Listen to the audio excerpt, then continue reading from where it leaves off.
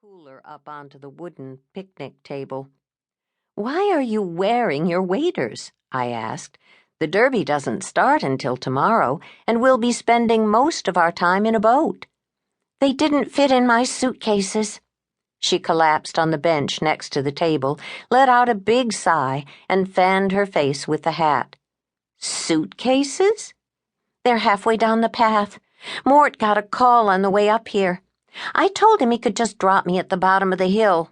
He did, and took off." "What was the call about?" "Oh, the deputy said something about somebody on a boat. Anyway, Mort didn't wait around to help me up the hill. I don't think he's happy with my being away for the weekend." She sighed again. "I'm sure he'll muddle through," I said. "You rest. I'll go get your luggage." I walked outside and trotted down the steps. The day was cloudless and warm, the hum of insects the only sound apart from the rustle of leaves in the trees when a brief breeze blew by. Ahead on the grassy path down to the dirt road, the only access to the cabin's location unless you came by water, were matching red roller bags, one larger than the other. I grabbed both handles and hauled them behind me up the hill. I had arrived an hour earlier, delivered by Dimitri's taxi service, Cabot Cove's trusty cab company, with my only luggage, a well-worn duffel bag, as well as my fishing gear, bicycle, and 2 paper bags worth of groceries. I knew Jim Shevlin usually stocked his shelves with an assortment of canned goods and fresh water for guests, in addition to a selection of silverware, plates, and pots. A magnetic rack held a knife, spatula, and serving spoon. The cabin was a 2-room affair, a main section with a picnic table, wood stove, and a kitchen cabinet for the sink, hand-operated water pump and hot plate, and a bunk room off which was a minuscule bathroom. Shelves and pegs on the log walls accommodated whatever equipment and supplies were brought in, while a pair of wooden rocking chairs on the porch could be pulled inside when it got dark or the weather was bad. Moon Lake was about 30 miles northwest of Cabot Cove on the fringe of the town limits. Mayor Shevlin often invited visiting dignitaries from Augusta to come up to one of his cabins for the day, claiming that the relaxing atmosphere enabled him to negotiate better deals from our representatives in the state capitol.